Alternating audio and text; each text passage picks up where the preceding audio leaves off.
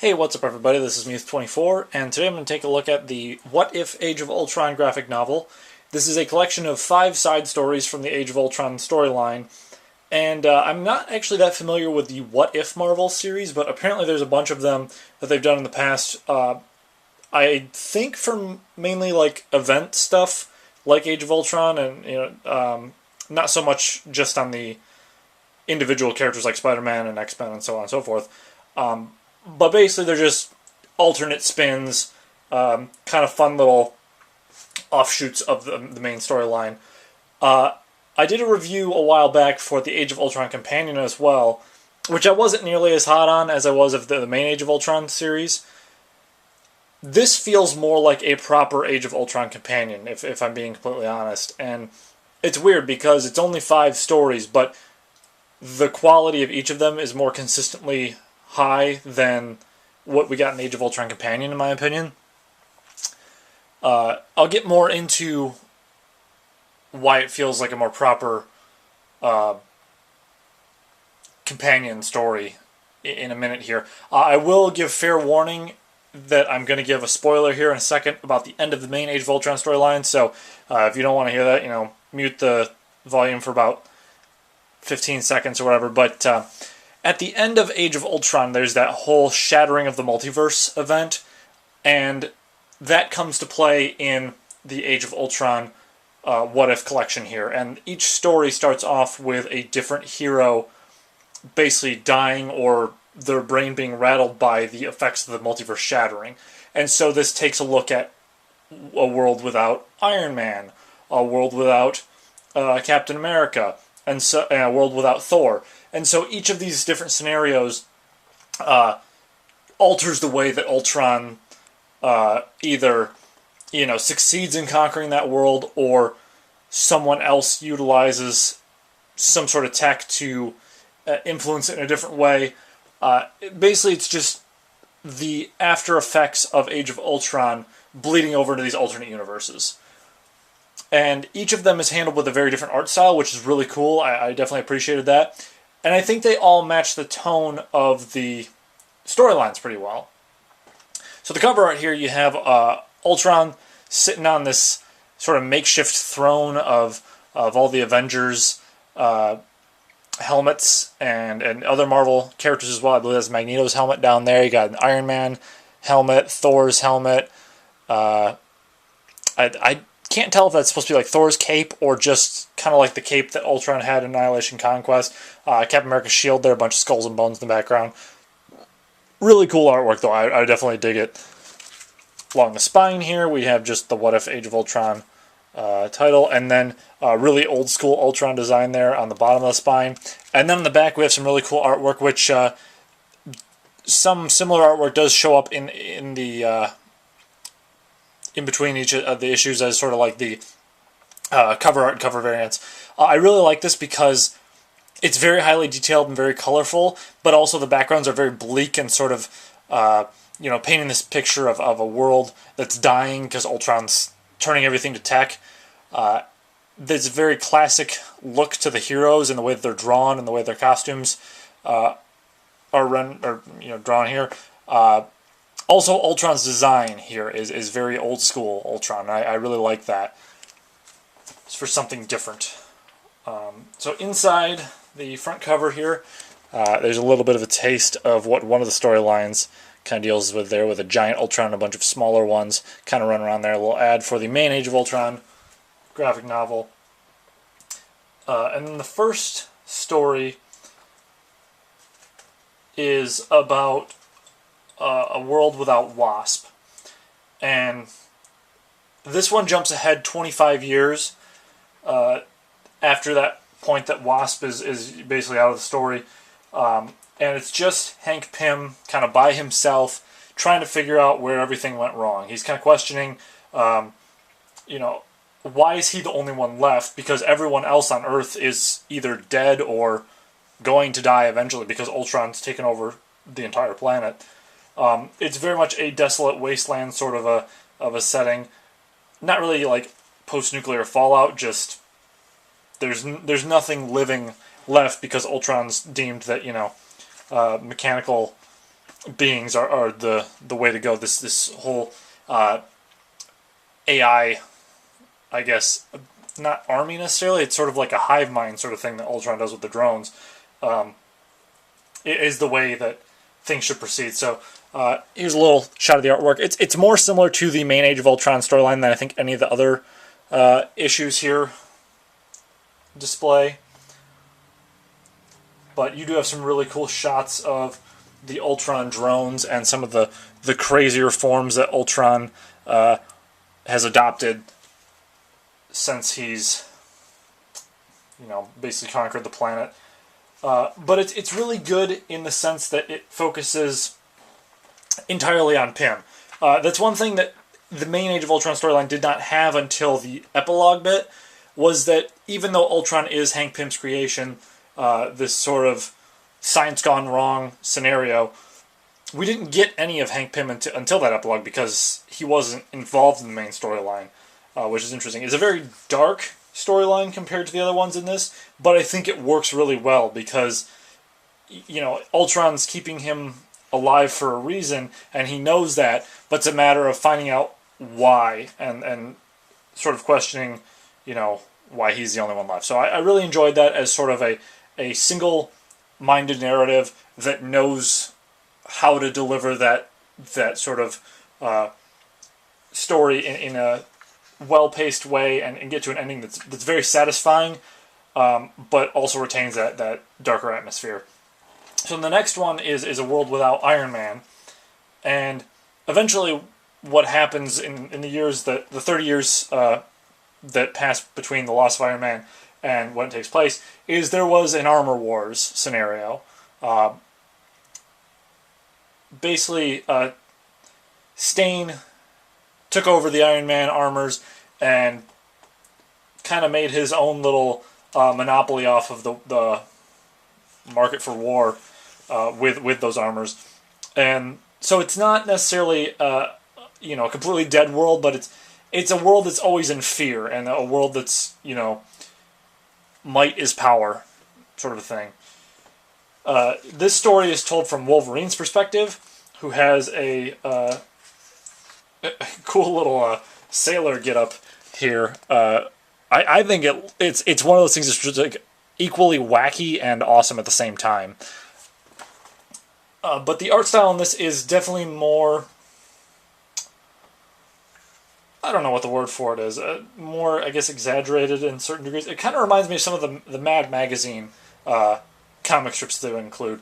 But he ends up teaming up with Hulk, a new Ghost Rider, and they track down Peter Parker, who's long since retired at this point, only has sort of scraps of his old costumes left, and their plan is to basically end Stain's reign of terror there and take out the factory where he's distributing all the new Iron Man armors from. And so it's a little bit more action-packed than the other ones. The ending is a bit abrupt, but I don't think it's necessarily unfitting, considering that there are only, these four main heroes that the story focuses on.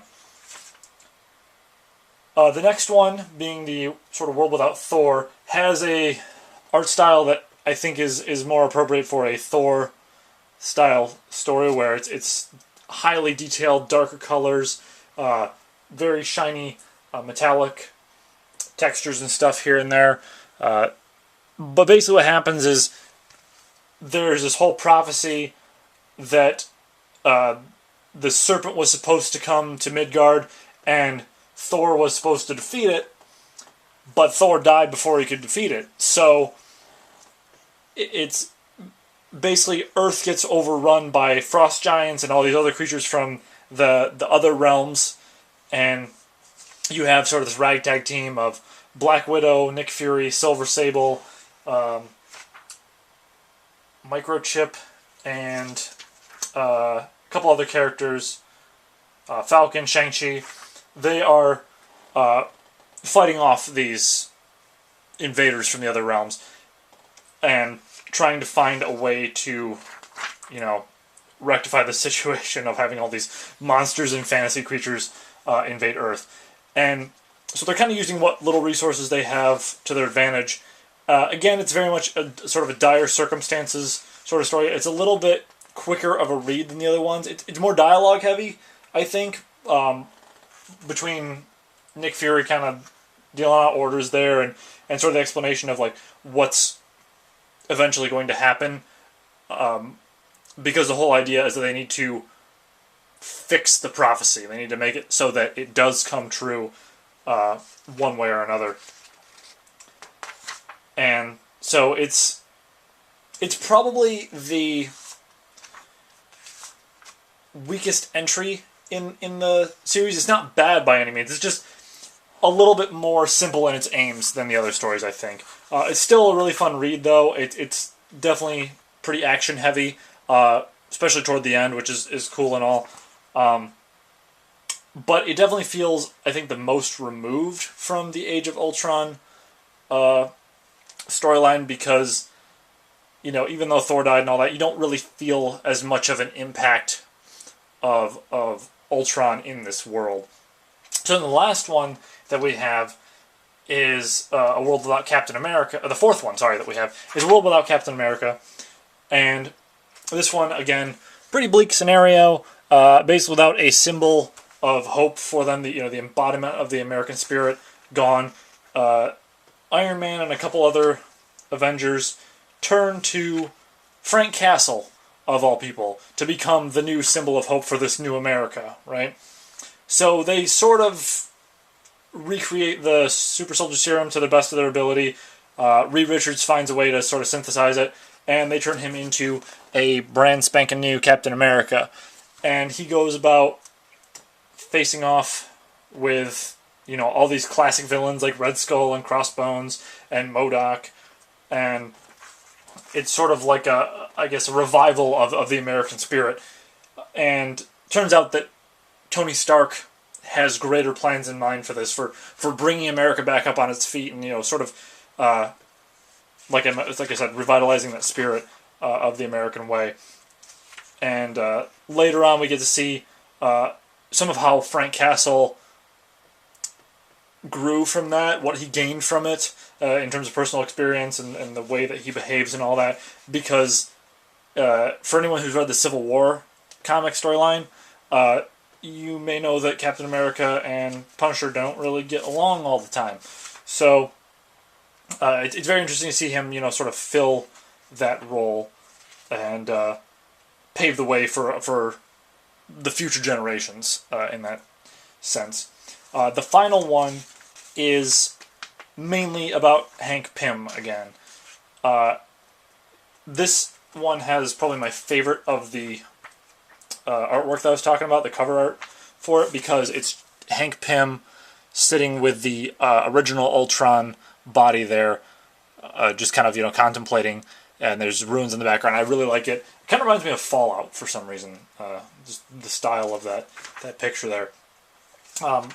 But this one, it's Hank Pym feeling like something's just off, and this is the one story that really shows the greater effects of Ultron on the multiverse, and how much he can grow to a greater power, and just, you know, like how much of a devastating force he can be on the multiple universes that exist out there. Like the Asgardian storyline there, it's a little bit shorter than the rest, or I guess a little bit quicker paced than the rest, I should say. But it does tie into all the other stories that have been covered in this collection. So it even though those four stories are meant to be unrelated because they're in different universes, they do come to a head in this, and there's some, you know, entanglement there across the multiverse. But this one also has a little bit different art style than the other ones before it. It's not as drastically different, it's a little bit subtle, but it's definitely more like thick pencil sketches and bolder outlines on some of these characters, and some really angular designs to the bodies and faces and all that. So I really like the artistic direction of this collection as a whole.